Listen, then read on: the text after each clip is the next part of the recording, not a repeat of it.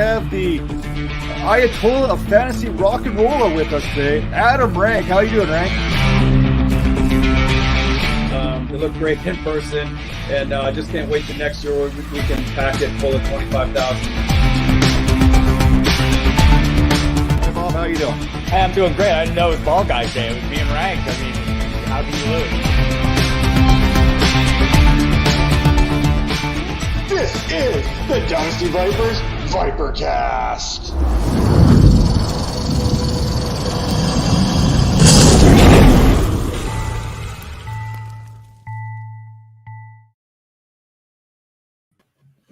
And welcome back for another week of the Dynasty Vipers ViperCast, powered by the Fantasy Points Media Group. Joining me as always, to my left, to my right, depending on which way you're looking at the screen, the one and only Tera Roberts. How you doing, Tera? I'm doing amazing. Fantastic weekend. And just because we're on top of Major doesn't mean he's not on top of the world. Joining us again, Major Caldwell. How you doing, Major? Oh, good, man. Just like being right. I was looking at the show sheet from last week. I was right a lot. Okay, you know what? First off, you were the very first one of us that was wrong, okay? Detroit took a loss. You were the very first one wrong, okay? So let's get that straight off the get-go before we start parading around in our multicolored code, going all biblical or whatnot. First one wrong. Just want to throw that out there. And that's why they keep me around on this show, just to keep everyone nice and level all the time. Don't worry. I am going to get it. I am going to get it very much so later on the show because of how far in I went on a certain player and how much that backfired on me. If you're catching this on the video version, you will notice that I was replaced on the thumbnail image by one Cedric Wilson, and there's a very good reason for that. So I can take it just as well as anybody.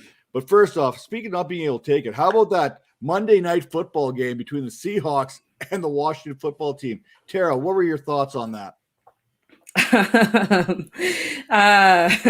Horrific. Yeah, no, it's frightening. It's incredibly frightening how Seattle has just kind of imploded. They have literally no running game whatsoever. I think it was a total of less than 20 yards between Alex Collins and DJ Dallas. That's insane. DK Metcalf, non-existent. Just an absolute disaster. And it's not that Washington was particularly better, but in comparison to Seattle, yeah, they were light years ahead. Well, and I kind of joked about it. I'm like, let Russ cook. What? All he's been cooking lately are soggy wieners, cereal, and burnt toast. And my 7-year-old is more than capable of doing that. And we saw that. That was I think his 257 yards passing were his most passing yards since like way back in week 3. Don't fact check that, Tera, but that's probably pretty close to the truth. Like, I know there's a big time dry spell. I know there's some injuries. That finger has to still be a factor. That there's no way you could tell me right now that finger that he had surgery on is anywhere near 100%. Major, what were your thoughts on that game? Just on the other side of the ball, I'm a big Antonio Gibson guy. I have him everywhere. He had a great game, but both of the touchdowns went to McKissick. So it's like he killed me there. But, it was a good game on their end. I'm starting to like Tyler Heineke a little bit more. He's playing with a little swag. I kind of like this kid a little bit. So let's see what happens, going forward. I hope he wins that job because they've been playing yo-yo with him for a while now. Well, everyone needs a little bit more McKissick Heineke is what we need going on here. So we have some news and notes kind of around the league here. Color me surprised. Water is wet, and Christian McCaffrey is heading back to the IR. I know they're starting a huge internal debate. We'll bring in Mello a little bit later to kind of help sort this out a little bit. But, Tera, quickly, Chuba Hubbard, Amir Abdullah, which way are we leaning on this? I mean, I still think that they're going to prioritize Chuba Hubbard. I mean, when you think about it, he's the rookie that they drafted in theory to be the future behind McCaffrey. Abdullah's looked good from a pass catching perspective. I do think he'll be involved and have some value from a PPR perspective, but I think the bulk of the carries on the ground are going to go to Chuba. and for that reason, you do have to pick him up. But again, he's a very tough playoff schedule in particular. So he'll be utilized. You can utilize him after the bye week against Atlanta, but after that, it's going to be tough. But again, it's a volume play. So I do have him on my waiver wires list. It's not super ideal. I prioritize someone else, but yeah, I think it's going to be him. Yeah, I kind of threw out there because there's a whole debate about Abdullah being the guy or Chuba Hubbard being the guy. And you know what? Abdullah, he's a great pass catching back. But when you're only completing 5 passes in a game, there's very little value in a pass catching back. Now, Major, please tell anyone who's watching, anyone who's listening right now, what to do with Christian McCaffrey. Running back guru, we need to hear from you. Sad to say, because he's one of the greats, man. I think he could have been one of the greats. I don't think he's there yet, but you have to trade. You have to get him off your team. Like, get whatever you can for him. He's going to come back next year and be okay and get hurt again. I just think he's in this part of that his career. It came earlier than expected, where running backs started to get hurt, every other week. So I hate to say it because I love Christian McCaffrey, man, but it's just those injuries, man. There's always something. Well, and I think it was said best here. I was kind of perusing the Twitterverse there, and I don't know how familiar you guys are with Josh Larkey. He's over with Roto Underworld there. He basically said he was looking for a comp on a workhorse type back who has missed 2 consecutive kind of seasons there. And the best comp that he could come up with was one Darren Mcfadden. And basically he says, do you want Darren Mcfadden on your roster? McFadden was good. McFadden did a lot of good things. Mello, he could come in, he could attest to that too. McFadden did some good things when he was in the league, but there's a huge drop-off. Now, McFadden was a little bit bigger than what McCaffrey was. Their game is a little bit different, but, I thought that was a pretty good comparison. You got McCaffrey, who's missed 2 half football seasons there. Can we really expect him to be that workhorse back coming back, much like McFadden coming back from those foot injuries all those years ago? So I think that was kind of let me add one more thing to that. I think if he changes his role and becomes more of a third down complement, if they can work Chuba in a little bit more, I think he can prolong his career. But the rate that they give him the ball, he doesn't have. I don't think any running back, I don't care how big you are, besides like Derrick Henry maybe. Yeah. Other than that, like 30 times a game, like you're not going to be able to survive in the NFL. Yeah, I think he does. Yeah, if he could transition to maybe being more so Kamara, not the Kamara that we were seeing earlier in the season, but once we saw Mark Ingram come in, I think they have one game right there where we got a good example of that volume being taken away. But yeah, the only thing I'll disagree with is that I don't think I wouldn't trade him right now just because this is the low point right here. I would wait until people kind of not forget, but they kind of, get a little bit more comfortable, get more into the off season, possibly towards the beginning of next season, and then sell, because I don't have a lot of confidence in him. He's not my 101, unfortunately, anymore. He's still up there as an RB1 because if he is healthy, he is that guy still in terms of the production that he puts out there. But I just don't think we can count on him to be incredibly healthy. Right.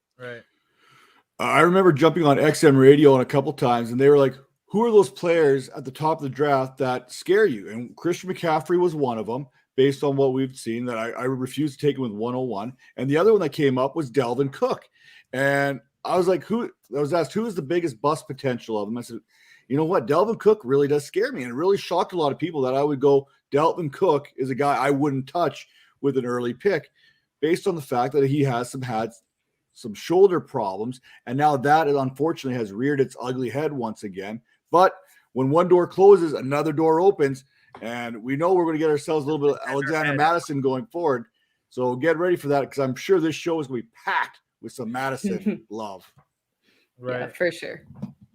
But with that all being said, we've kind of done a little bit of the news and the notes, hot off the presses kind of style.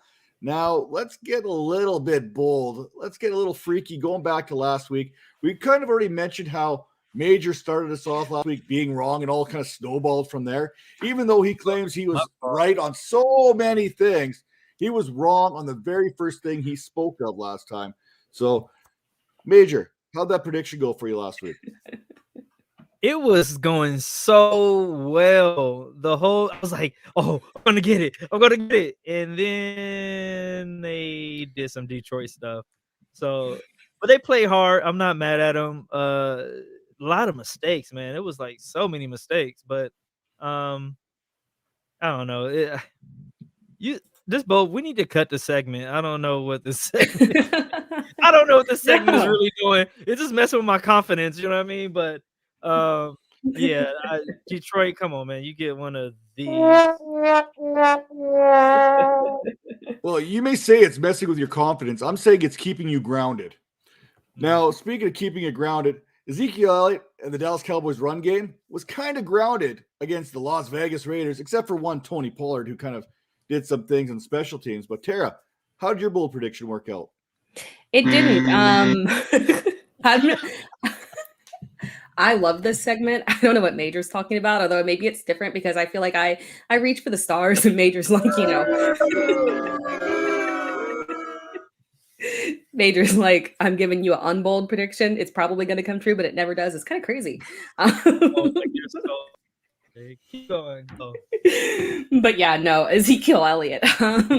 It wasn't good on the ground for any of the running backs, as you mentioned, but Dak was on, and I think they just kind of went with it. He had over, I think, was 375 yards. It was a great bounce back game for him because he had been struggling in a couple of recent weeks. So I don't feel too bad about it. It did make sense. I'm not beating myself up about it. It wasn't terrible. It was definitely one of those things that was possible. And you kind of reached out with the 2 touchdown kind of thing you threw in there. So yeah. I commend you for being bold in that. Now, this has happened to me more times than I care to admit right now. Being wrong on my bold prediction, but being almost to the point where it was close. Maybe I got too cute, threw too much in there, like I've done many times. You always do. When I look at this, yeah, I do. I got no problem admitting that. But when you look at it, I did predict that both Brandon Nyuk and Deebo Samuel would both finish as top 12 wide receivers this week. And then I got a little bit more cute. I said they would both have a touchdown, and they both would have 100-plus scrimmage yards. And I don't know what the final tally was on all of that, but I know it was close. And I missed it by that much. But you know what? It's only close, only counts in horseshoes and hand grenades. It never works out in fantasy football. So I have to take another L on here. I need to get like a moment of silence so I can get all these wrongs for you because it was so many. I don't even know how to. So you get one for that one for that. You want to see one of those. And one of those. Okay, I think we're good now. We're good. You're good? You got that out of the way? Now, yeah. I like how Major claims to be right all the time, but we never see it on the actual show. On the ViperCast, I don't see all these victories coming up. I see them showing up on the spreadsheet, but I don't actually hear them. So I can see what you're saying, but I never hear what you're saying, if you hear what I'm saying here. I don't know what you're saying right now. You know what? Half the time, people don't understand. I feel like Chris Tucker. Nobody understands the words that are coming out of my mouth. That's basically how I feel 9 times out of 10. I get you, Matt. I get you. There's a lot of victories, but we don't have a lot of video evidence of it, I think is what you're saying. I get that. The substance isn't there. That's like, I can go around and say, I got so many things right. I can just make them up and throw them on the show sheet because you know as well as I do, I don't fact check nothing on here. This is how I do my show sheet. I look at last week and then I'm like, oh, I was right about that. Let me move it over. Oh, I was right about that. I was wrong about that one thing. Let me move that over. That's how I do the show. I don't know. Speaking of moving it on over, let's move it on over to the next part of the show here. And let's talk a little bit about the studs and duds for week number 12. We have to kind of look back to move forward each and every week. So, Tera, who are the studs and duds for week number 12? So my stud of the week, it's Jalen Waddle. Give it up for him. Career day. Yeah. I love it because, unfortunately we had a lot of debate in the offseason. Is it going to be Jalen Waddle? Is it going to be Devonta Smith? Who is going to be that guy? But don't look now. It is actually Jalen Waddle, who is technically the wide receiver one, top 12 wide receiver in PPR. It's him. He's the one that's pulled through. And 2 has been pretty good for him too, believe it or not. But yeah, 9 of 10, 137 yards, 1 touchdown. He's just been fantastic, really turning it on strong here lately. He's becoming someone that you put into your lineup and you just feel super good about it. Yeah, I like that one because right now, if you're looking at the PPR stats here right now, Waddle is wide receiver 10 with 181.2. Jamar Chase is 188.1. And I took a lot of flack way back in the scouting process, whatever you want to talk about. I had Jalen Waddle ranked as my wide receiver 1 for the rookie class. And I made sure to say that it wasn't because I'm down on Jamar Chase. I just really believe in the talent of what Waddle brings to the table, especially in fantasy football. And obviously these two are so close together. You couldn't be wrong either way, but I like Waddle and what he's been doing lately. Yeah, for sure. I think if maybe he didn't have that injury, it would have been a different story in terms of how we were evaluating him heading into the season. And then, of course, for everything that goes up, something has to come down. Yeah. My dud of the week. You always have to remind me. I'm always so focused on the good things. My dud of the week. It's the Cleveland running backs, particularly Nick Chubb. 8 carries, 16 yards. 2 receptions, 23 yards. Kareem Hunt only had 7 carries as well. Baker threw the ball for 37 times. I genuinely don't understand what the thought process here was with Kevin Stefanski when you have running backs like that. You've got 2 guys that are arguably RB1s, and you're basically fading your running game. I would never have expected that type of game from Nick Chubb. So yeah, I was stunned. He was definitely my dud of the week, unfortunately. And we know the matchup against the Ravens is not the most favorable for running backs. In fact, you can move the ball through the air against them, and they did so with Jarvis Landry. But I know you were very dudderific as well on Nick Chubb there, Major.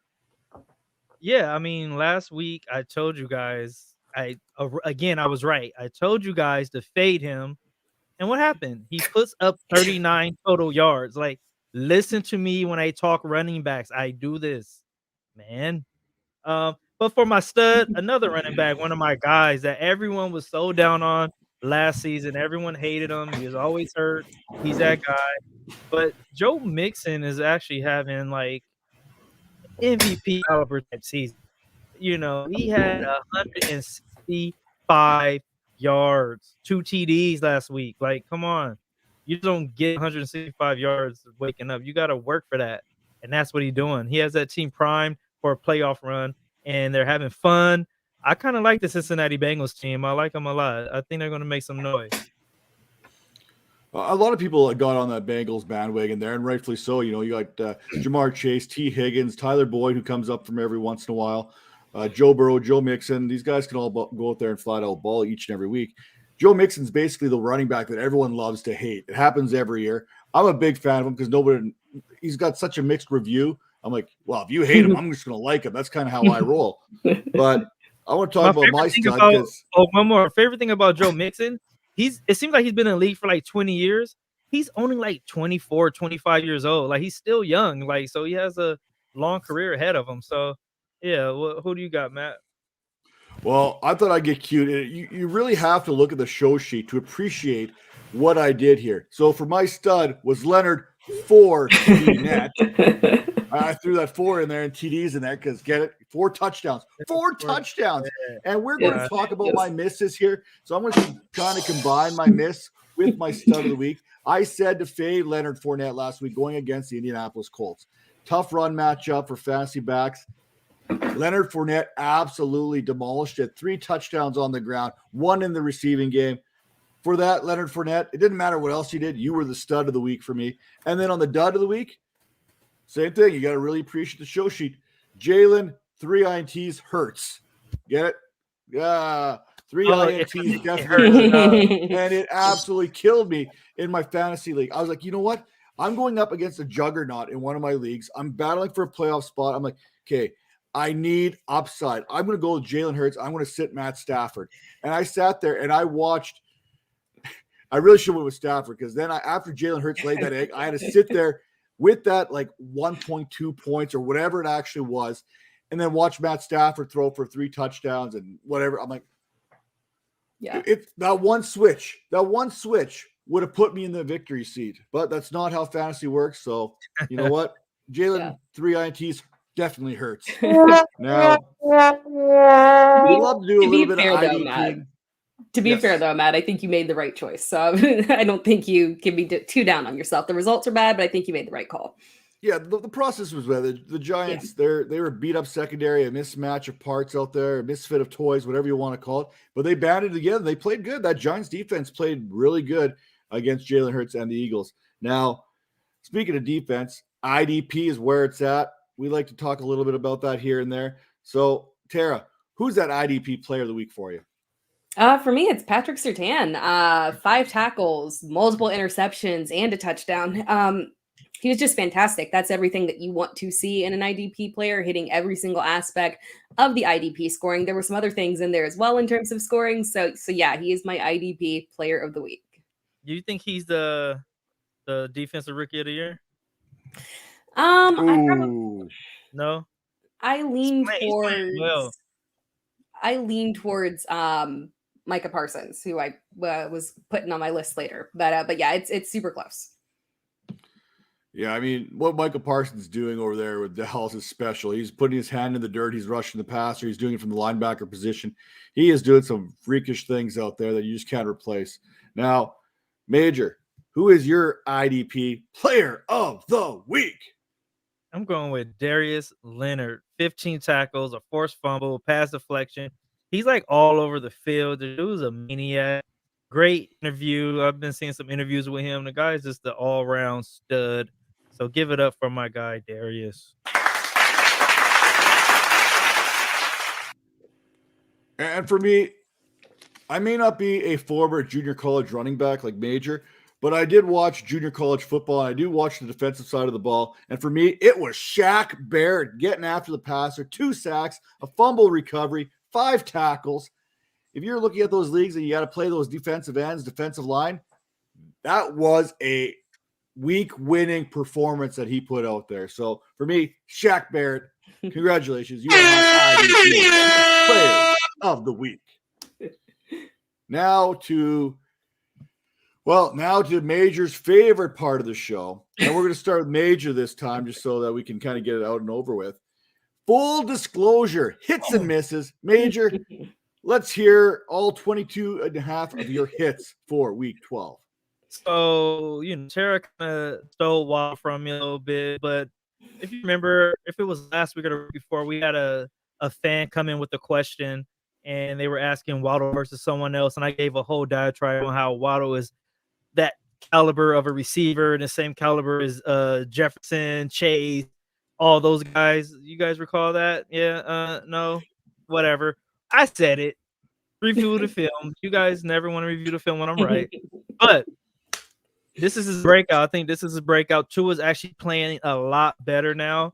And now you see Waddle doing everything that he does. The guy is just too fast on that field. And I think he's not even fully healed from that ankle. So, like, next year, I'm so excited to see what he can do. And then last week, I gave you guys the sleeper, another running back, a third-string running back, Tera would say. But I gave you Dontrell Hillyard, and he performed 131 yards and a touchdown. I don't look at the last week's show sheet. Go back and look. I did it. I told you guys, you got to listen. You're going to make money. I told you Brandon Nyuk is going to be that guy. He's coming on. He led the team 91 yards. And his role is going to get even better now or bigger because Debo has a groin. I don't know if he's going to play or not, but I don't know. I think Debo's he's going to be slowed down, so it's going to be Brandon time. It's going to be some Ayukins going on out here. And then for my my misses, I gave you guys 2 this time because I'm trying to be fair, Oh, no, Cam Newton counts for a lot more than 2. But no, ask Tera. No, let's go to Tera's show sheet last week. It was Cam. But I digress. So Perriman. What's it? Denzel Perriman, your Raider. I went for 2 solo tackles, 5 assisted. I mean, that's cool, 7 tackles, but I needed a sack or fumble or something. It was kind of lackluster there. And then Cam kind of reverted back to old Cam.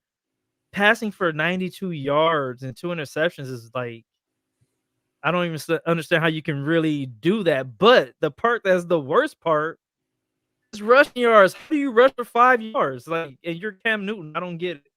Something's wrong over there. Well, I guess you could say he's clearly, I'm back in Cam Newton fashion. You're doing pretty good, man. You got three drum solos today. We're not even a third of the way through the show. I'm going to hit double digits. Unlike Cam Newton, I'm going to hit double-digit fantasy production in this show alone. Now, Tera,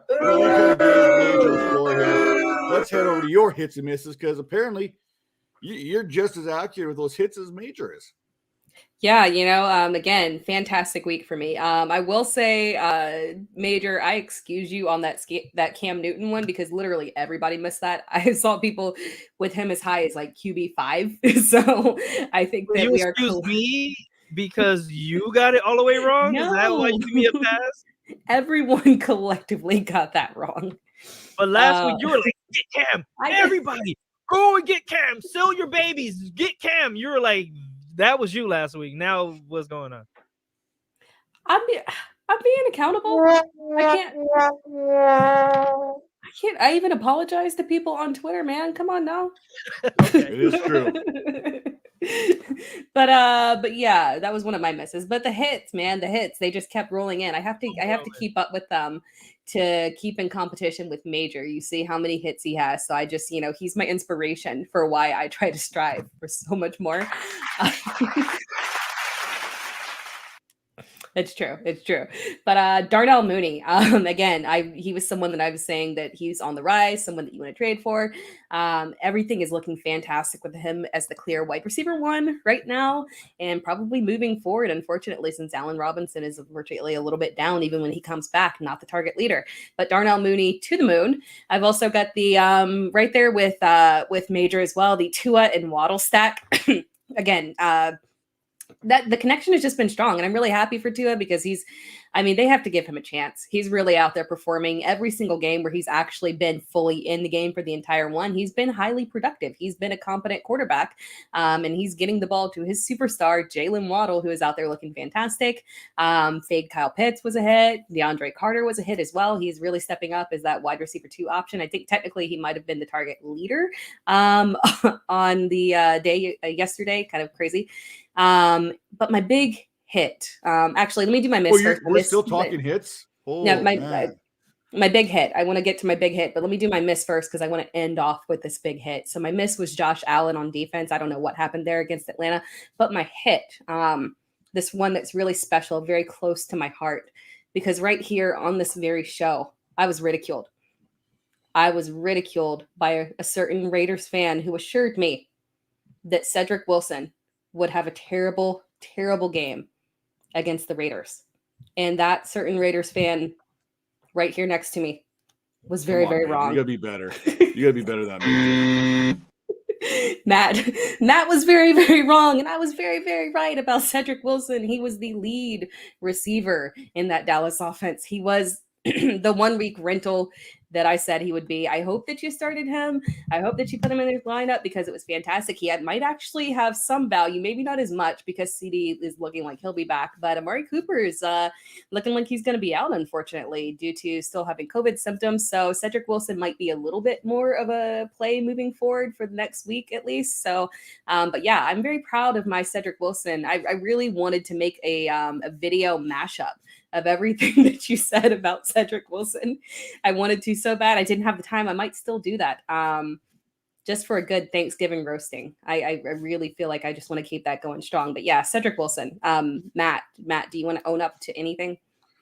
Oh, I owned up. I already posted on the show. I took myself off the show for Cedric Wilson. Now, because I am petty, 51 of those receiving yards came on one play. Okay, but what's he the number one receiver too? I don't know if he's a number one receiver. No, he was number 2. I He like had 104 yards. Gallup. Michael Gallup had 106. Yeah. It's true. I fact checked. But he had more but I think he was still. Yeah, I think he still qualifies as the number 1. Nah. Yeah. Sorry, He's the number receiver, 1. But it's still good. But You get one of these. it's definitely worth celebrating. I was wrong. Tera was right as far as the 100 yards production goes there. The Raiders hadn't allowed a 100-yard receiver since week 2, Deonte Johnson, and both Gallup and Wilson both went off for 100. Now, both of them also had big plays there. Wilson had a 51-yard catch. Gallup had a 41-yard catch. So, I'm not going to say take that out of the equation in this. They got that. Those yards are there. He got what he got, and he deserved what he got. But neither one of them scored, so I still win. My rules, my ball. But I'll own that one. There we go. Shut down the show. We're good to go. Now, for my miss, I already talked about it. It's Leonard Fournette. 4 TD Fournette there. I'll own that one too. As well as the Cedric Wilson prediction, I guess. We'll throw that out there. But what I will say is, and I'm not going to get into it like everyone else and kind of gloat and run about, because there were so many hits. I can go back on show sheets and shows and waiver wires, starts and sits. It's already out there as video evidence. It's just not something that's written down on the show sheet like some other people. But I also said on this show last week that I felt that T.Y. Hilton was a sneaky play. And he went out there and he had a touchdown against Tampa Bay. So if you put him in there as a nice little wide receiver 2, wide receiver 3, you were rewarded. He scored a touchdown, something that neither Cedric Wilson or Michael Gallup managed to do. So that's kind of a rundown on the week that was. Now we're going to preview the week that is as we head into week number 13. And we're going to head off to Tera time with a little bit of that Los Angeles Chargers, Cincinnati Bengals. What do you got for us? It was kind of weird picking a game of the week because there's a lot of strange matchups.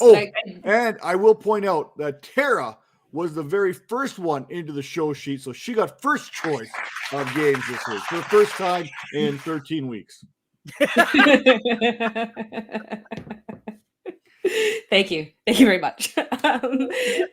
Since I spent so much time talking about Cedric Wilson, I'll try and make my preview kind of more efficient than it usually is. But in terms of who I'm starting, we'll start off with the running backs. This one's kind of obvious here. Running backs against the Chargers is literally the standard in fantasy football. Those are the guys that you want to play. And it just so happens to be Joe Mixon, who is someone who you definitely want in your lineup. We talked about him earlier. Obviously Joe Mixon, we talked about his fantastic 165 yards, 2 touchdown game. He's someone that you definitely want to be putting into your lineup. And then on the opposite end, even though Cincinnati is actually a top 10 run defense in DVOA, they held Najee to only 23 yards last week. Kind of crazy. But it's Austin Eckler here for the Chargers, and you just can't sit him. So he's someone who I'm still rolling out regardless. He's got that PPR upside, even when he's getting less than 50 yards on the ground. So I'm still very confident in Eckler this week.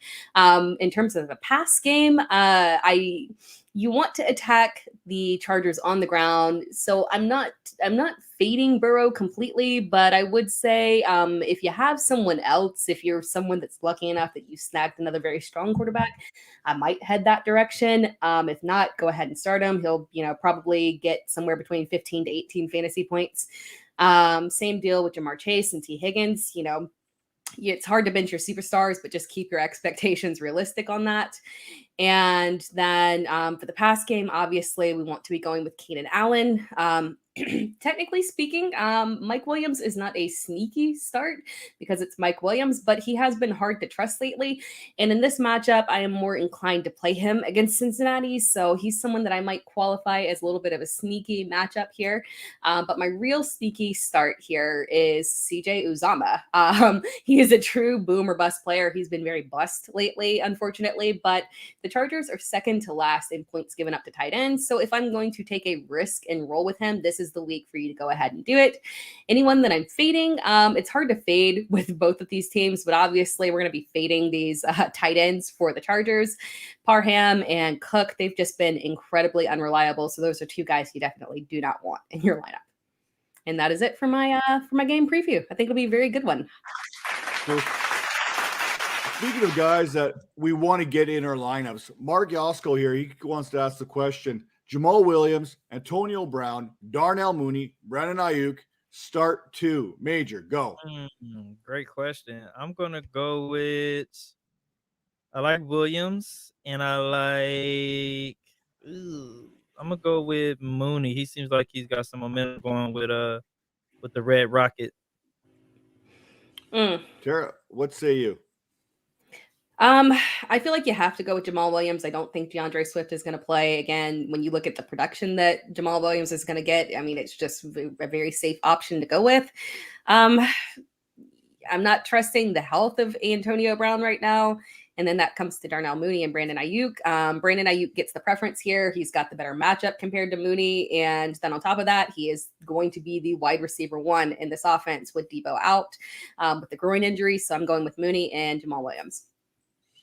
I think we're looking at this very similar here, where Antonio Brown's kind of the odd man out when it comes to this. I think the other 3 are pretty close together, depending on what your needs of your roster are. Obviously, if you need a running back, it's kind of Jamal Williams there. If you're looking at a flex play here, I'm kind of leaning. I'm not going to turn down Darnell Mooney. I'm going to go Darnell Mooney no matter what. That's kind of how I roll.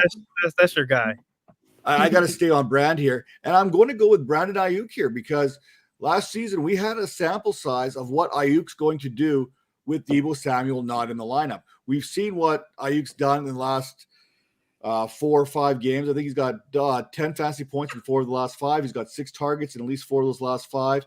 What he's been doing is good. He's back in the good graces of Kyle Shanahan. But, man, Jamal Williams, he's hard for me to leave out of my lineup, especially if I'm watching that injury report. And any limitation for DeAndre Swift is going to make me want to force Jamal Williams in one way or the other. But for me, I'm going with Darnell Mooney and Brandon Ayuk. Now, Major, we're going to get into your game preview here, but we have another hang on. Let's say Mark's kind of continuing here. Let's say Henderson and Swift don't play. Jamal Williams or Sony Michel. I think we're all in agreement here before we get carried away. So quickly, Tara. Yeah, it's Jamal Williams for me. Not that I don't like Sony Michel, but I just think the volume is going to be there with Williams. Major? Word for word what Tara said. Me as well, almost word for word, except I don't like Sony Michel. It's just a personal thing. Sorry, he's doing all right. He'll be fine, but I think Jamal Williams is definitely the better play here as far as what he can do in the passing game, running game. I prefer Williams easily over Michel. Now, we have another a huge fan of the show. He wants to ask up a question here as well. I know we were about to preview New England and Buffalo, so I'm going to send this over to you, Major. We have a question from Mello coming in here right now. Tre'Davious White's season is done. Can the Bills overcome that injury? That's a huge injury, especially when you consider the fact that it's now going to be basically Taron Johnson kind of doing that nickel back. You got Levi Wallace there on the left side, and more likely than not, Cam Lewis will be manning the right side. Can the Bills overcome this, Major? I think so, because they have a quarterback who can run, who can extend plays. It might be a little rough.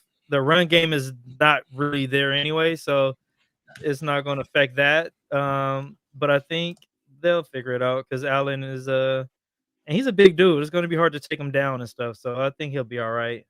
He'll look like the old school Big Ben when he had to shrug off players and do all that stuff to make the plays happen. So yeah, I think they'll figure it out. For me, I think they'll be fine. My comp would be to look at Green Bay and how they were able to recover when Jair Alexander went out.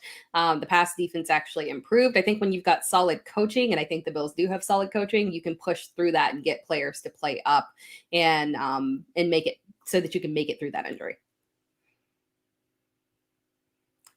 Matt, it's going to be tough for them to overcome it, especially when they have to now. Tre'Davious White changes how the defense functions for the Bills. He is he's almost a prototypical shutdown corner, almost takes away half the field, does a little bit of everything, and he's a leader in that locker room as well. So that's going to be all stuff that they're going to have a difficult time replacing, and maybe the defense will take a little bit of a step back, but I think the offense is going to have to get going here. And then one more question. Ooh, this is a good one here. Ayuk or Pittman? Major. That is a good one. I like both of these guys. Ayuk is a 49er. Pittman is a USC guy. I'm gonna go with Pittman. Because like quietly, Carson is having a pretty good like second half of the season. So, and I still don't trust Jimmy G. I love Ayuk. I just being a 49ers fan, it's hard to trust Jimmy with anything. But yeah, I'm gonna go with Pittman. And I'm going to sneak in here before Tera, because I want to make her make the final decision. I'm going to go with Brandon Ayuk here over Pittman, simply because I think the game script is going to be run heavy for Indianapolis against Houston, which I think takes a little bit out of Michael Pittman's sails here, just a hair. Plus, T.Y. Hilton absolutely owns the Houston Texans. That is factual. So give me a Brandon Ayuk here. Tera, tell me I'm wrong. Mine has nothing to do with T.Y. Hilton, but I completely agree with you with game script. You know, when it comes to the Texans, they are bottom 10 in DVOA against the run and top 10 in DVOA against the pass. And I think that has a lot to do with the fact that it's just super easy to run on them, unfortunately. So I think it's going to be a big Jonathan Taylor day and not a huge day from those wide receivers, particularly Pittman. So I do think I would go with Ayuk. All right, Major, what's your game of the week? Yeah, I have New England versus Buffalo. Players to start. I'm gonna go. This is gonna be a quarterback battle, and Jones. That's one thing I did get wrong. If you were in my clubhouse rooms at the beginning of the year during the scouting and all that stuff, I gave him the business. I did not like him at all. I had him ranked like 6th or 7th at quarterback, and it was only like 4 to choose from. But he's looking like the offense rookie of the year to me. Last week he threw for 310 yards, 2 TDs, and it looks a lot like Brady. It seems like that same script when Brady was a young quarterback. It seems like they're doing the same exact thing. So I think they may have found, another one. And then with Allen, I think he's still in the race for the MVP. Last week he threw for 4 TDs. He's just one of those players. He's going to put that team on his back, and he's going to like will them to win. But I'm going to go with Mac in that battle. People on fade. I'm going to fade both running backs, but I'm going to fade Damian Harris because I'm team Ramondre gang. Ramondre need to be the running back. Like, I like Harris, but you need to go somewhere, bruh, and let my man get that run. Come on, son. All right. Sorry, guys. I'm back. And Zack Moss, what happened to Zack Moss? Before the season, I got that one wrong, too. Beginning of the season, preseason, I was thinking, he had a year to get his body in shape. He was going to, have a really good season, and he's only cracked more than 50 yards twice this season. That's kind of like, that's really bad. My sneaky plays, Kendrick Bourne. That dude is balling right now. I think he's wide receiver 1 in that offense right now. Sorry, Matt. Last week he had 61, 2 TDs. And then I'm going to go on the other side and go with a tight end. Dawson Knox. He had 2 TDs last week. The week before that, he had 80 yards. He's looked like he's building that rapport with Allen, and I think they're trying to make a little baby Grunk out there. So keep an eye out for him. I think Matt mentioned him yesterday, 2 weeks ago, 3 weeks ago. Yeah, I've been on the Dawson Knox train for a little while there. I don't know how sneaky a play he is. I think he's still like top 5 or top 6 in scoring altogether at the position. He also had 3. Don't give him respect though. I don't think people really talk about him like that. No, and we're gonna help Mark one more time here. He kind of comes in here. Thanks for answering all my questions. Last one. My league uses Fab money to pick up players on the waiver. I have 100 dinero left. What would I bid on Jamal Williams to secure him? I'm dropping it all. You don't get to carry with you in the offseason. Drop that 100 right on Jamal Williams. I'm sorry. You only have a couple more weeks left in the regular season of the fantasy world.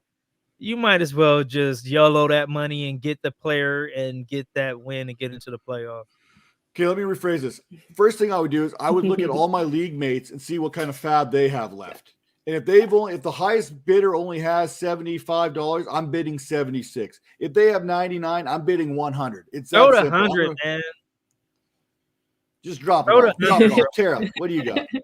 No, yeah, I'm with you. Yeah, I completely agree with that strategy of going through and looking and outbidding whoever has the most. And if they have more than you, bid it all and hope that they don't bid on him and go for somebody else. But yeah, he's someone that you need to be having. Yellow that money. Oh.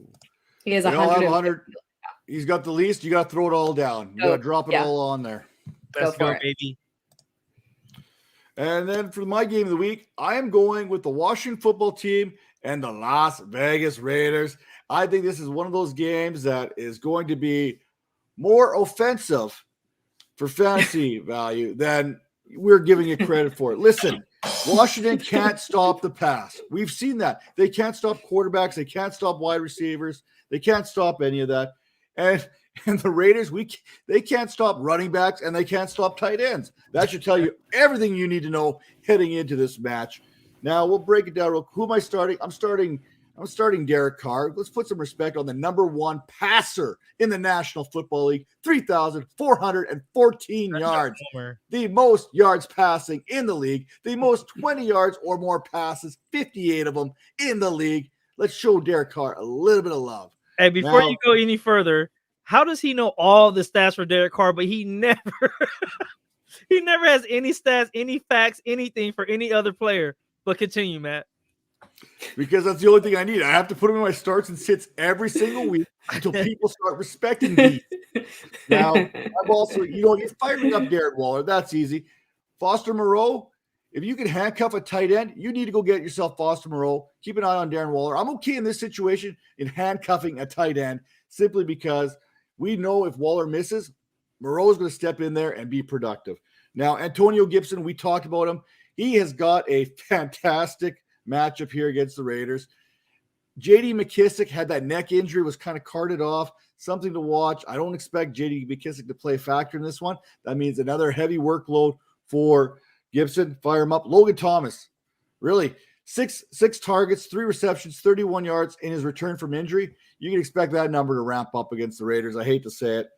Now, my fade of the week, the Raiders made me look bad last week when I kind of belittled Cedric Wilson, when I belittled Michael Gallup. But you know what? This week, they're shutting down Terry McLaurin. Book it right now. Yeah, I can't wait to clip this. Oh, I can't wait to clip this. You clip me all week. There's all kinds of things going on there. My sneaky plays are a little bit more bold, so to speak, than say major. First off, I'm going back to Deshawn Jackson having a big game. I don't know if he's going to hit 100, but I think he's going to hit a big play with a touchdown at some point in this one, especially against the Washington Football Club that gives up the most fantasy points to the wide receiver position there. I think it's going to be a fantastic one for him. And keep an eye on Curtis Samuel. If we're talking about Terry McLaurin being shut down, I'm not saying Samuel is going to have 100, but I'm saying Samuel could come into play here with a very sneaky game. Now, before we move on, James Martin, he's coming in. Before we move on, I want to congratulate you, Matt, for saying Fab right for the first time ever in the history of the Dynasty Vipers, baby. Good job. And you know what? I have to thank Mark for all that success there because he only put one A in Fab, which made it easier for me to do it. If there was 2 A's in there, I would have said Fob. I guarantee you that's how I would have said it. Now, speaking of saying things, Tara, this one's going to you. Second question will go to Major. Thoughts on Christian Kirk? He's on the waivers. He has an open spot. Yeah, I think it's valuable. I mean, Kyler Murray is going to come. I haven't actually been paying attention. I think he's going to come back this week. I think he's ready to go. But even then, so into the playoffs as well. Once Kyler Murray comes back, I think it just brings up Christian Kirk. We are unfortunately lacking in DeAndre Hopkins. So I think he's definitely someone who's worth a roster. And the next question over to Major, our fantasy football running back guru. Oh, yeah. Should I trade Saquon Barkley and Michael Gallup for Austin Eckler? 2 for 1, Major. I know which way you normally lean, but are you going to lean it this time?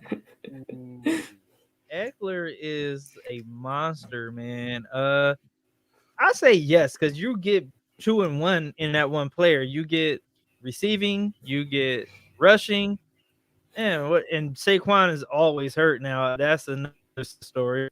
But I really like Michael Gallup, and I hope he finds a team where he can be the wide receiver 1 next season. But other than that, yeah, I'm going with Austin. Maybe try to get a draft pick or something along with that.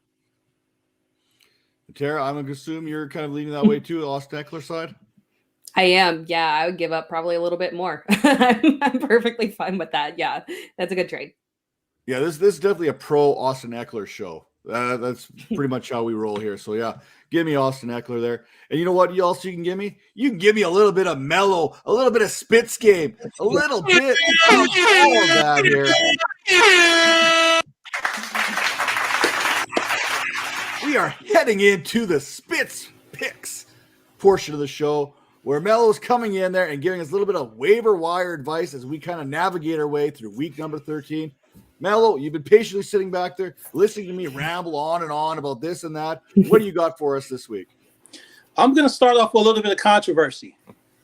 I am. This is a controversial I love controversy. Thing. Well, obviously, we all know about all of the running backs this week. We know about Dalvin Cook. We know about DeAndre Swift. We know about Christian McCaffrey. So let me go ahead and start off with controversy. There's a lot of Jamal Williams love. A lot of it. I do recommend you picking up Jamal Williams, but I want you to temper your expectations just a little bit because the Detroit Lions did not sign Jamal Williams to be a workhorse back. And we've seen some of the times when DeAndre Swift has went down, they shared the load. They shared the load with Jamar Jefferson.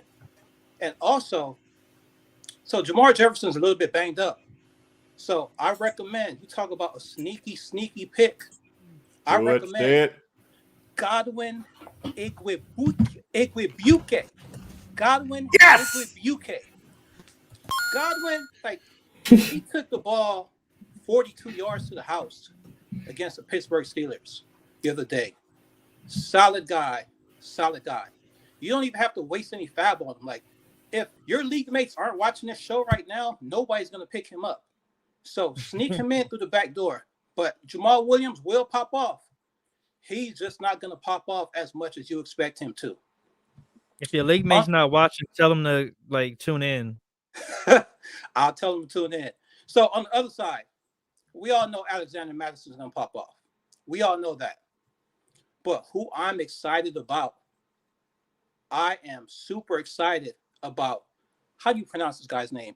Kinu Nwambungo? Only 2 players you can pronounce their name, man. Number 26. Number 26. I think his name's Kinu Nwambungo. So, number 26. Yeah, I mean, I don't want to butcher his name, but that's what you look for. Listen, man, this guy is super explosive. He returned 2 kickoffs already for touchdowns, 99 yards to the house just the other day. Look, we all expect the Vikings to run roughshod over the Lions. Alexander Madison is not going to get 30 carries in a game. This guy, Kenu, he'll probably get about 10, 12 carries. He's going to do something with it. Another sneaky pick. Now, when it comes to the Carolina backfield, you know, I heard you guys talking about it. Is it going to be Amir Abdullah? Is it going to be Chuba Hubbard? It's really simple. Like, neither of these guys are going to get a heavy workload, right? And if the Carolina Panthers are losing, like we might expect them to, I'll probably lean towards Amir Abdullah because he is a pass-catching back in that backfield. Now, all those replacement level guys aside, one of my favorite picks of this week is keep an eye on the waiver news, on the newswire, to see what's happening in Texas. Is David Johnson going to play or not? If David Johnson does not play, Rex Burkhead will play a major role in that offense. Highly versatile player. He gets a short yardage on the goal line, and he catches passes out of the backfield. So stay tuned. Pick that guy up. So Dontrell Hillyard, you guys were talking about him earlier. You don't have to use extra fab on him. The Titans are on the bye week.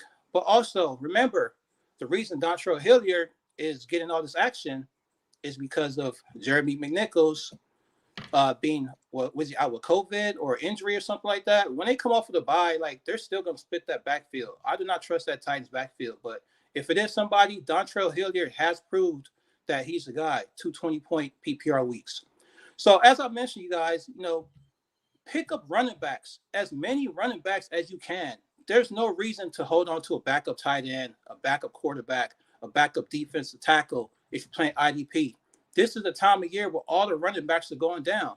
It's a very volatile position. So Samaje Perine is still out there. Go get him. Just load up your roster, the back end with running backs.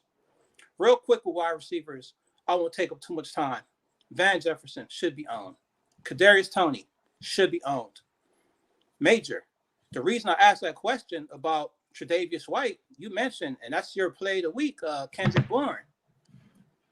Kendrick Bourne, he's been getting a lot of deep looks from Mac Jones. I said a couple weeks ago that I really don't trust him, but he has earned my trust. So if you have some injured players on the bye, and you want to put him in your flex, Kendrick Bourne is a good play. Also a good play, Jamon Jennings. Deebo Samuel does not play. Get you some Jamon Jennings, and he's been getting a lot of talk by Kyle Shanahan as being like the number 2 wide receiver this week. He's a big body, and they're looking for him down the goal line. If Kill's not getting it, Jamon Jennings is getting it. One last player, and go ahead. Do you guys have like the clown music or something to play when I name this guy? Listen, a couple of years ago, this player was drafted in the first round by the Minnesota Vikings. He's been a bust. Frankly, people who play dynasty football just been passing this guy around, like a $2, whatever, on the stroll.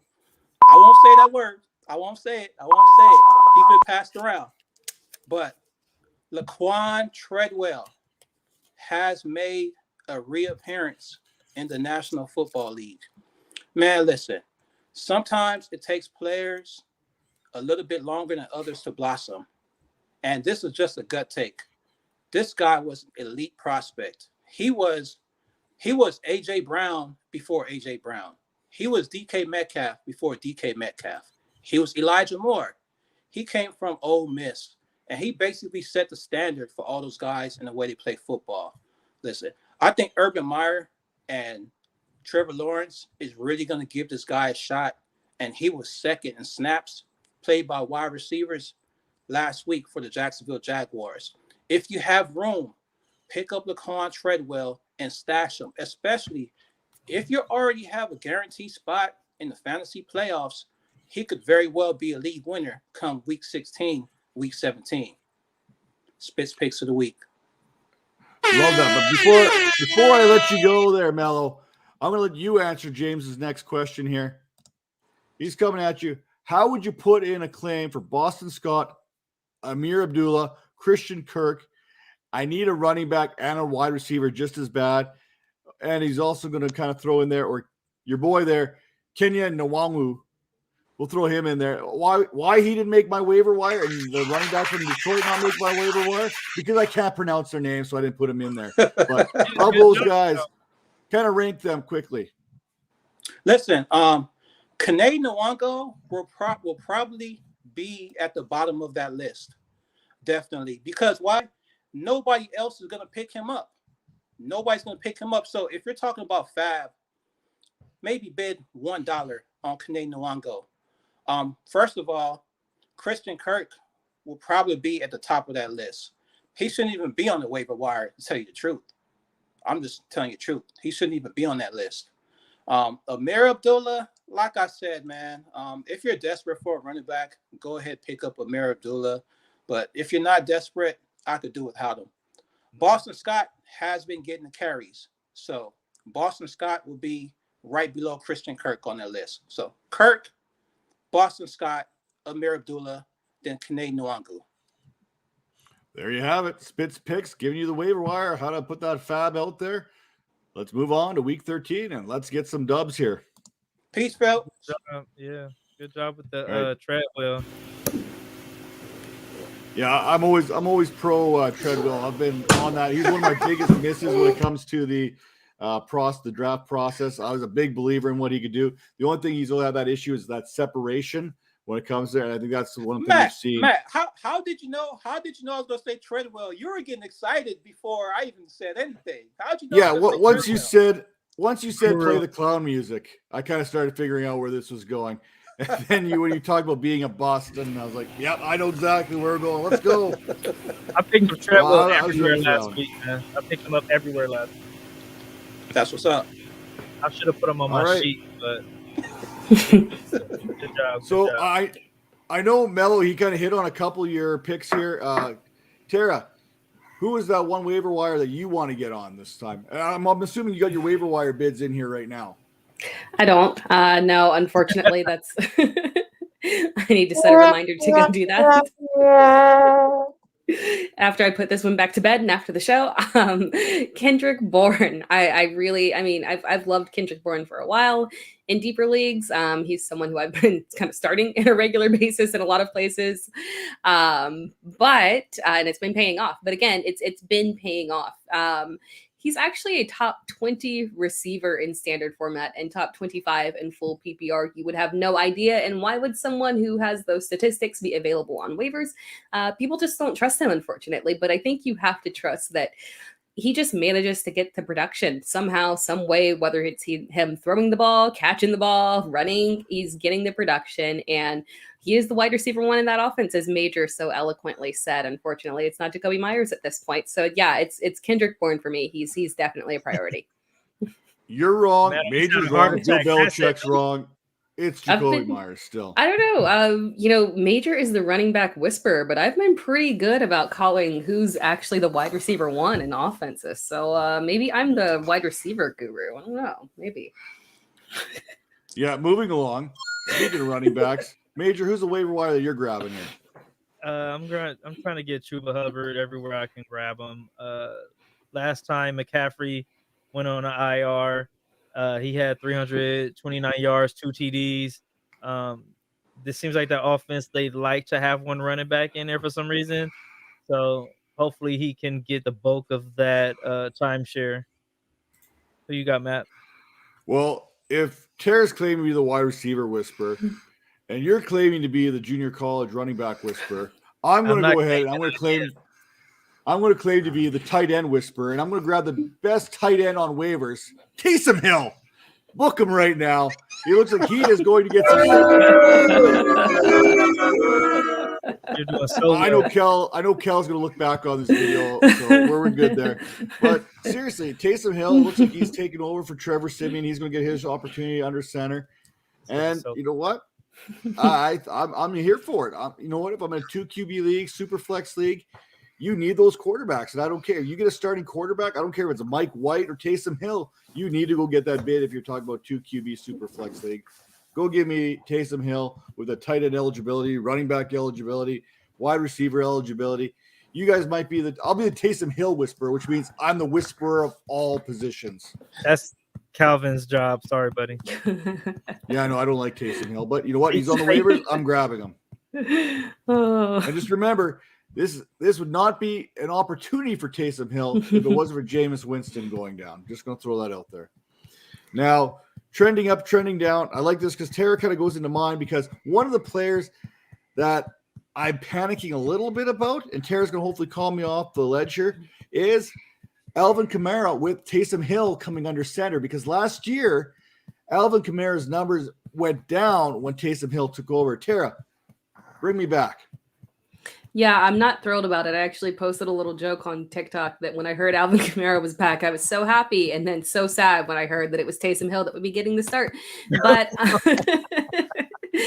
but you know what? I think that, yeah, I can't wait till Kel sees that. I think that when we look at the matchups that are coming through for the New Orleans Saints in the next upcoming couple of weeks, it's Alvin Kamara. I know a lot of people are kind of, worried about the fact that Mark Ingram is there. Mark Ingram is probably going to get double-digit carries. But again, I trust the volume through the air. And Taysom Hill, unfortunately, he wasn't really delivering it that much last year. But I think at this point, Sean Payton knows where the value is in terms of his weapons. He's not going to allow Kamara to be faded out of this offense. So I'm trusting that we can relax on Alvin Kamara. Don't panic. Don't try to trade him away at the last second here. If you still have an open trade deadline, keep him, roll with it, and just feel confident moving in here. And I realize I might be a little bit off on my schedule, but I think you need to not panic too much heading into these last couple of games. Then Major, who is the player you're relaxing on?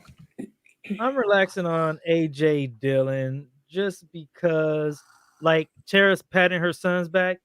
Aaron Jones is patting on the back of AJ, saying like, "Hey, buddy, it's my offense. I'm coming back." See, I did a Matt move right there. I'll call that a Matt right there.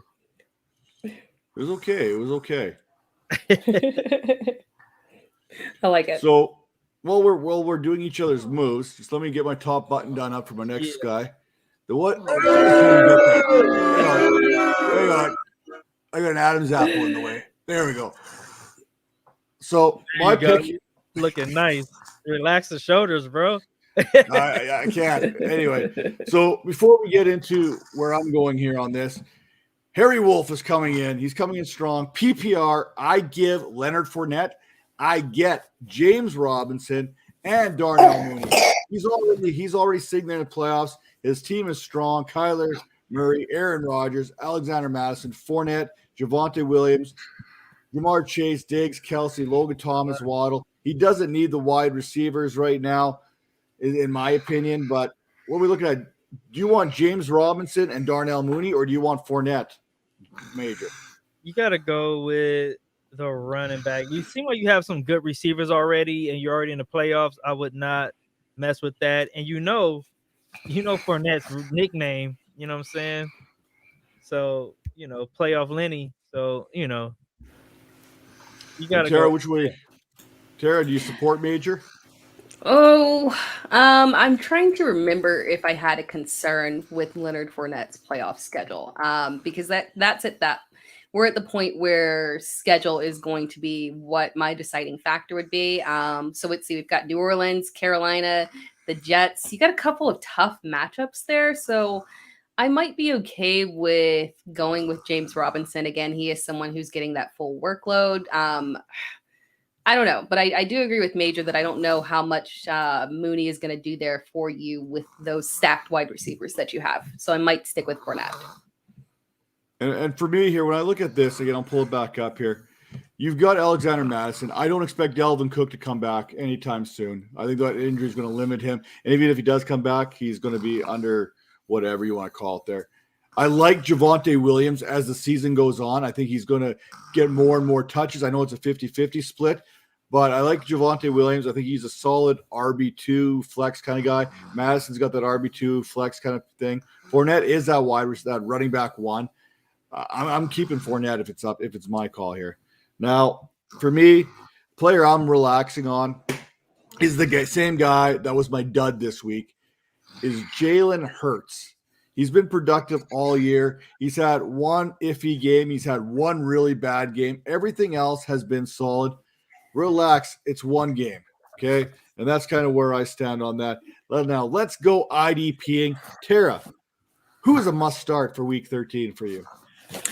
For me, it is Micah Parsons. We talked about him earlier. Micah Parsons against New Orleans. I'm, feeling pretty good about that. He's someone who we talked about. I think he's my rookie of the year from a defensive perspective. So yeah, that is my must start for IDP. I love the way he's Major. He's like flopping over there. He's flopping over there. And he's out. Up. Yeah. But he's still active though. I like. I'm going Micah Fitzpatrick. He's going to be busy all day chasing around Lamar Jackson, so he should have 1,000 tackles. Who you got, Matt? I really regret not having a sleeper section here right now, just to kind of go with the whole mood we got going on. But for me, it's Chandler Jones who's going to be putting Andy Dalton to sleep this week, because that Bears O-line, we know they're not good. We've seen what's happened to Justin Fields before Andy Dalton took over. Chandler Jones is another dude altogether. Raise your hand if you think Chandler Jones is going to be the top IDP pick in Week 13. Yeah, man. Yes. Yeah, man. That's the man I love right there. Look He's like, I'm in. Yeah, man. I love it. Well, Harry Wolf is he wants to visit this here a little bit. If he gives Fournette for James Robinson and Michael Carter, are you still on the Fournette side? I like Michael Carter if he could come back from that injury. James Robinson, yeah, I would go that way because you got a lot of receivers already on your roster. You can never go bad getting running backs. And Tera was okay with the James Robinson side with Mooney before. Are you still okay with Carter? This is non-dynasty, by the way. This is redraft. Yeah. Well, I was on the opposite side. But yeah, I'm a little concerned Carter is gonna mean he might not come off when he is eligible to return from IR. That would be my only concern there. But if you want to take the risk, you're playoff bound, take it. See if he can come out there in the championship week for you. Yeah, for me, I'm still sticking with Fournette here. Michael Carter's got that ankle injury. I believe it's an ankle. That's going to linger the rest of the season. I don't think he's going to be. He was in a timeshare to begin with. Tevin Coleman's been playing okay. Ty Johnson's the passing back there. I'm avoiding Michael Carter in redraft. If this was dynasty, I'd probably still stick with Fournette because who knows what's going to happen with James. Really? Who knows what's going to happen with James Robinson next year with Travis Etienne coming back, right? That's something to be take into account. But Michael Carter, I like him more for dynasty redraft. I don't want no part of him right now. Now, I know James, he's got a question coming up. It's a little bit long-winded, he says, so I'm going to wait for that to come in. But while we're waiting, stack of the week. Tera, what do you got? I'm 90% sure that it was Brady and Evans. I'm 90% sure that's what it was. I love the matchup for them.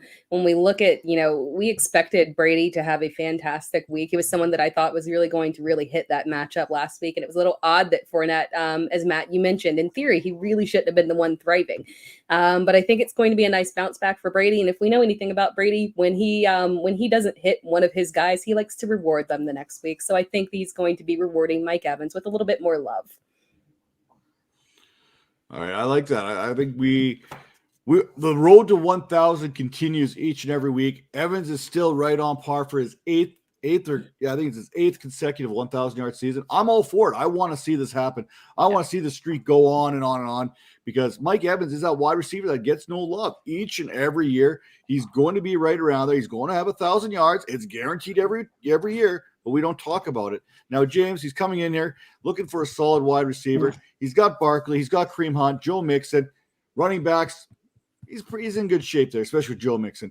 Brandon Ayuk, Elijah Moore, T. Higgins, Brandon Cooks, Van Jefferson, and he's got Hilliard there. The problem is these players are all boom and bust. I'm 4th out of 12th right now. Should I trade away a running back for a wide receiver?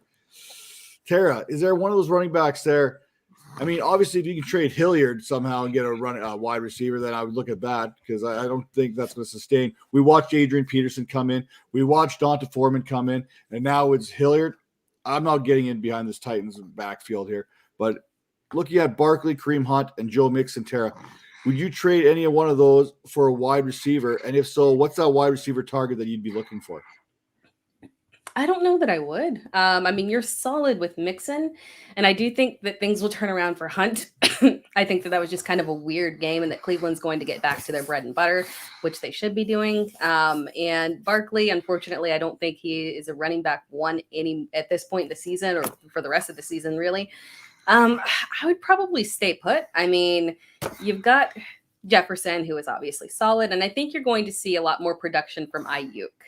So, in my opinion, I wouldn't get rid of those running backs. I would probably stay with where I am. Major, what are you thinking here? I'm thinking along the same lines. I like Mixon. I like Hunt. I think Barkley's going to be a dart throw. Like, if he gives you anything, that's going to be awesome. And you're in 4th place already. If it ain't broke, don't fix it, man. Just keep rolling. I think you've got high upside players for the end of the season. Ayuk and Moore are high upside players. Yeah, I would feel comfortable. T. Higgins too. Yeah. Mm-hmm. Now you got a good team. For me here, I'd be taking a strong look at the guy I would maybe consider moving would be a guy like Kareem Hunt. I think Barkley's going to be a solid RB2. Joe Mixon's your RB1, so I think you're set there. Now, Kareem Hunt is a guy that I may look at moving depending on what I can get back from him. It'd have to be a pretty solid wide receiver. Like I'm talking about a top 24 wide receiver.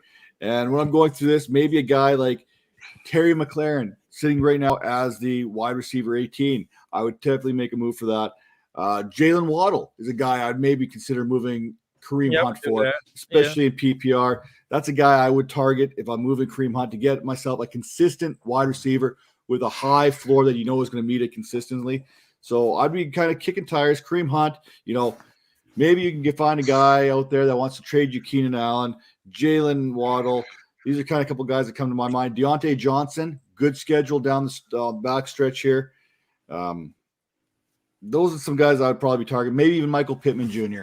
But for me, Jalen Waddle would be my number one target, or obviously Terry McLaurin if that's available for Kareem Hunt. Other than that, I'd probably stay pat where you're at. Now, I got to go back to the show sheet here. Major, what was your stack of the week? Did we get to that? No, yeah, I'm going Jimmy G and Brandon Ayuk.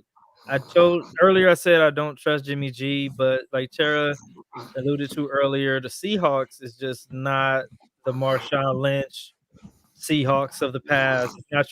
Not your dad's Seattle Seahawks. They're like second worst team in pass defense.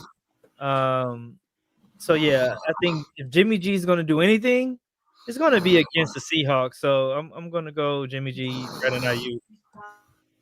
Get that boy a little mask thing? What's that like It's a deviated septum, Major.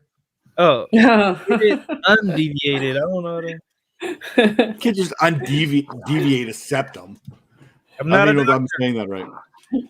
Well, I am. My initials are MD, so I get to take full credit for any kind of medical knowledge on the show. And the fact that we can't afford a real medical expert to be on the show.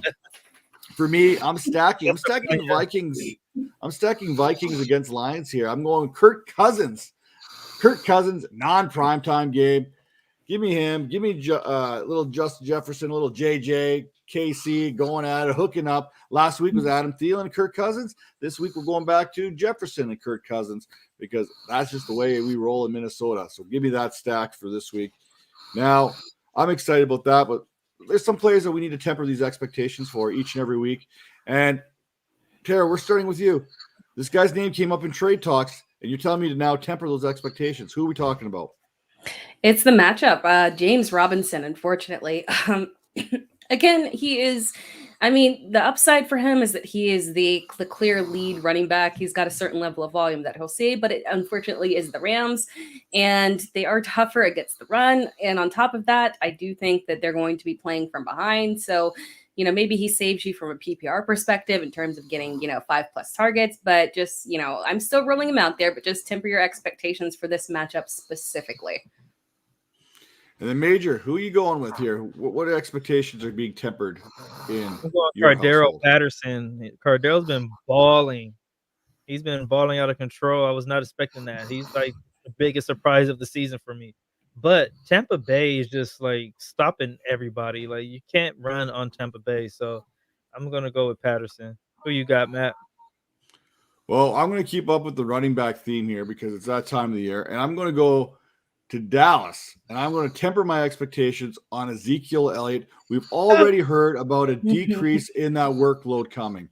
They've already talked about him being nicked up, banged up, this and that, giving some more touches to Tony Pollard. And then he's got the number one run defense he's facing this week. So not only are they going to kind of pull him back a little bit, he's facing a very good defense when it comes to yielding fantasy production to running backs. So I'm going to temper those expectations on Ezekiel Elliott in week number 13. Now, if I needed to make a bold move right now, Tara, who is a player I need to go out there and get on my roster today?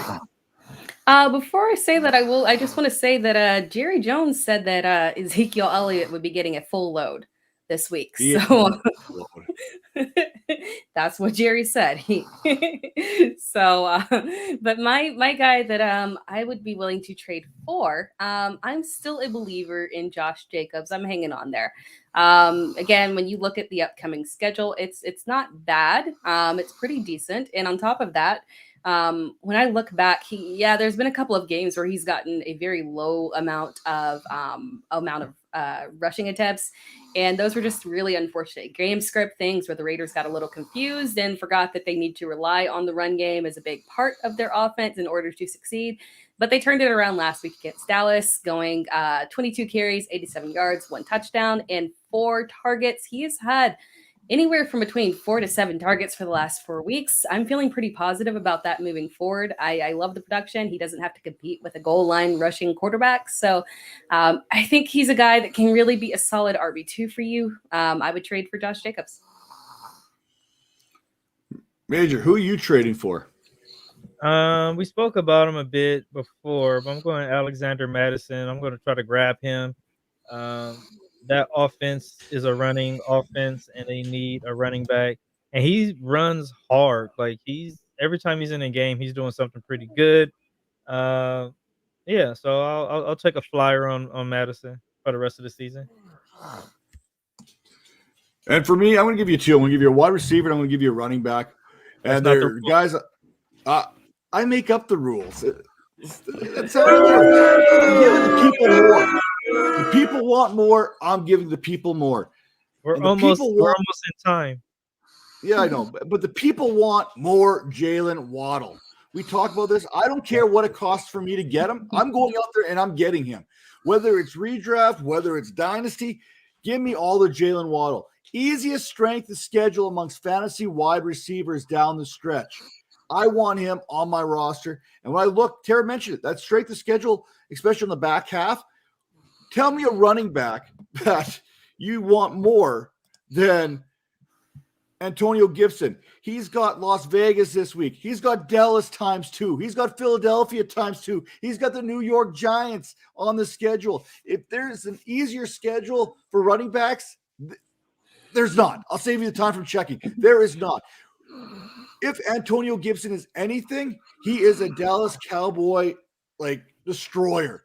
Look at the numbers from last year. All 60% of his fantasy production last year came against the Dallas Cowboys, and he's got them twice now as you're trying to get into the playoffs and win a championship. Yeah, give me Antonio Gibson. I don't care what it costs me. I'm going out there and I'm getting him. Nice. So that's just my nice calm way of get Jalen Waddle and get Antonio Gibson in your lineup today. He yells it you gotta get him down, you know. And after you get Antonio Gibson and or Jalen Waddle, head over to fantasypoints.com and get that subscription today. 21 Vipers 10 gets you 10% off. One-stop shop for all your fantasy football needs. And you know what? If you get it, sometimes you get some nice video of a certain host here doing a little something on the side. Now, as we move on, under the radar players that you need to start this week, Tera, who should we not be sleeping on in week 13? You talked about Curtis Samuel a little bit earlier, but I don't think it's Curtis Samuel. I think it's DeAndre Carter that we want to be getting into our lineup as a sleeper. He's been steadily increasing in his snap count, his target share. He's becoming that guy behind Terry McLaurin, who obviously draws a lot of attention from defenses. And he's had, 3 touchdowns over the last 4 weeks. So he's somebody who I think is a very nice, sneaky start that you can use as a sleeper pick that not a lot of people are on right now. Yeah, I like that. Last week there, 4 catches for 42 yards. Nice, low key. That's 8.2 fantasy points right there in PPR scoring. Major, give me one here. Give me another one. And I know where you're going on this. The running back guru's got to talk running backs. Who's that sleeper? I'm going Boston Scott. I think he's going to be that running back 1 this week. I think everyone else is hurt. Miles Sanders may come back. I'm not sure, but it looks like Boston Scott's going to be the guy. Last week he had a pretty good game, 64 yards, 1 TD. So keep an eye out on Boston Scott. Yeah, Boston Scott's got a history of doing well against the New York Giants. He did it again last week. So definitely a solid everyone. You think so, but Jalen Hurts would beg to differ. For me, It's Deshawn Jackson. I'm sticking with my Raiders. Maybe it's a little bit of homerism, but I really believe in this matchup. I think what they do well is Darren Waller's going to do what he does if he's able to play, which I think he will be. Hunter Renfrow. You're talking about the wide receiver 21 in PPR. He's top 15 in receptions. He's top 25 in yardage. I mean, all he does is catch the ball. So now you've got that underbelly kind of nice and soft. It's kind of working the under. The deep shot's going to be there for one Deshawn Jackson to repeat what he did last week. Maybe not 100 yards, but I guarantee you he is going to hit for a big one in this one. Give me one big pass and a touchdown in this contest against the Washington football team. Now, for the moment you've all been waiting for. You've waited nearly 85 minutes to hear this right now. Well, at least the one person watching us live has. And it's probably one of us who left our browser open. But now we need to get to it. Bold prediction time. I'm the only one who actually put down my bold prediction on paper. So, Tera, what does that bold prediction for Week 13 look like for you? I promise I was not trying to hide my bold prediction. I thought that I actually made a bold prediction. It turns out that I didn't. But I'm making it up on the fly. And I am going with Brandon Ayuk gets over 20 or gets a minimum of 25 fantasy points, full PPR, of course, because that's how I roll. Nice. He was close last week. He 91-7, do the math, 9-7, 16. He was about 16 fantasy points last week. 25, that's going out there. That's doing what he did last week, throwing a touchdown in there. I'm digging it.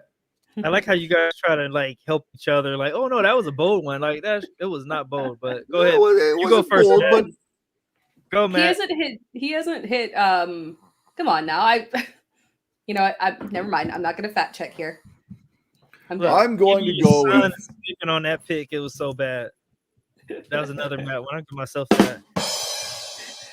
Yeah. So I'm going to go with, and I'm going not as bold this week because I think I should have learned my lesson in the first 12 weeks. I'm going to go with Alexander Madison as a top 5 running back this week. And I'm going to say he puts up 20. Don't add anything. Don't add anything else. You had it. Just leave it. Don't add. It didn't seem bold enough for me that Madison would be totally a top 5 running back. So I'm going to say 23 fantasy points there. Top 5 week. Book it right now. Nice. I was going to say that Matt was going to get one right this week. I was going to bet on Matt. Oh, that's bold. Getting one right until you start adding all kind of extra crap to it. He was like, oh, he's going to be a top 5, and he's going to fly, and he's going to swim, and he's going to save a baby. Like, come on, dude. Just one thing, and we're good. I love that it's still a 50-50 bold prediction from Major. Right. This is the one I'm going to get right, though, baby. Let's go. That was really a bold prediction. You can't have a bold prediction saying my bold prediction is going to be right. Then we're both right. That's wrong. If you get one right, I will give you mine. I'll give you 2. I'll donate my win if you get one right. Have we even been keeping track as of like a month? Yeah, I know exactly how many I've got right. That's you have 0. Wait, Jerry, you have 2 or 3? You have 2. I don't know. I truly don't know. Yeah, I think it's too late to fact. It's too late to fact check. I think I've already erased the scores. She will figure it out for next week. It's all good. Yeah.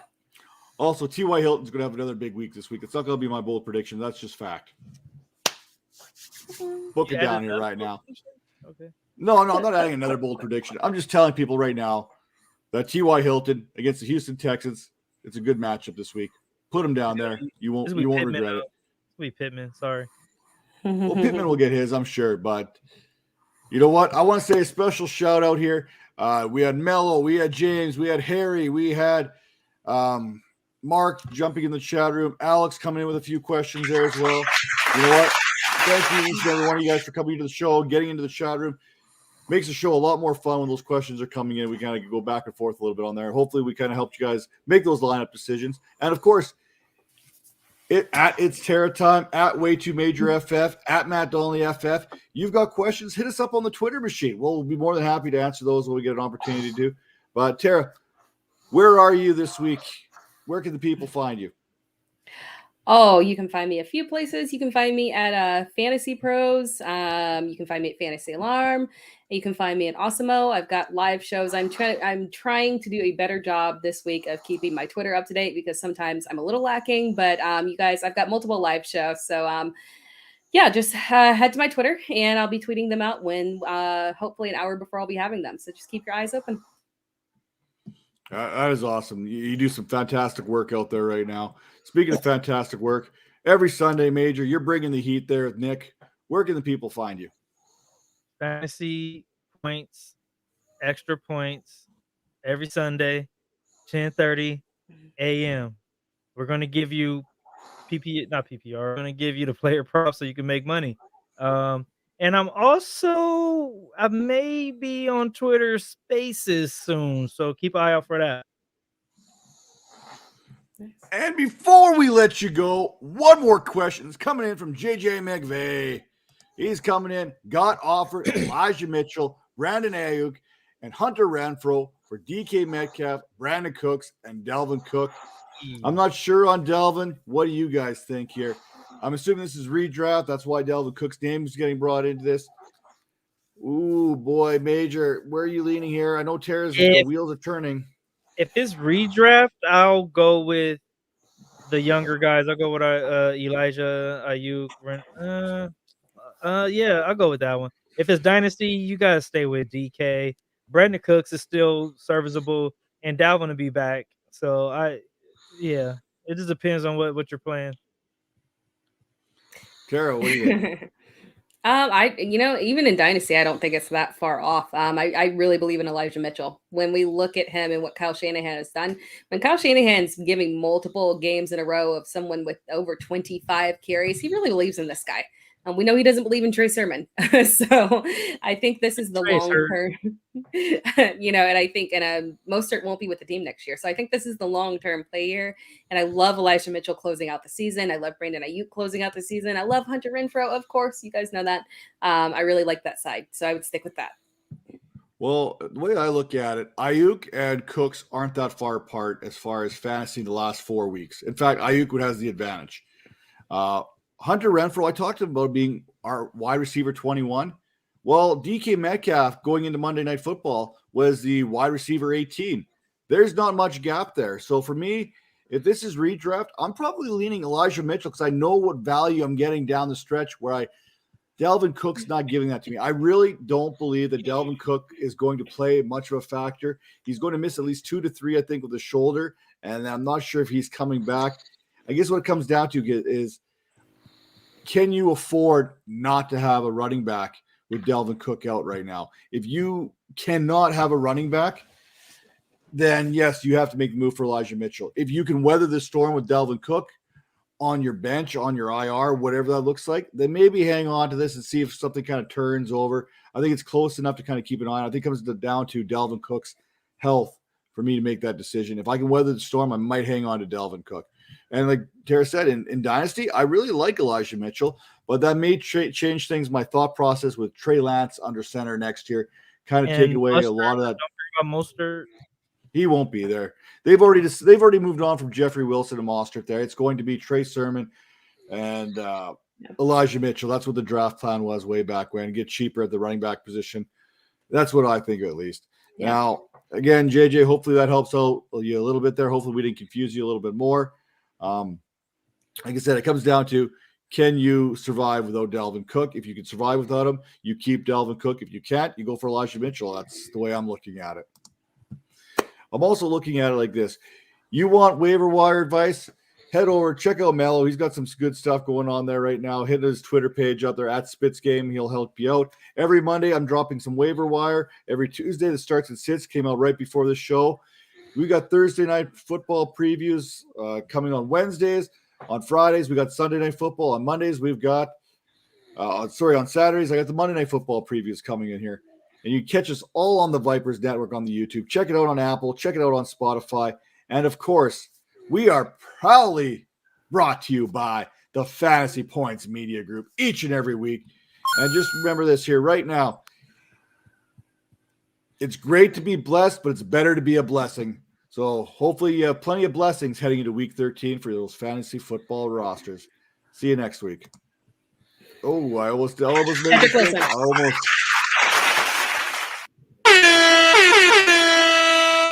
Anytime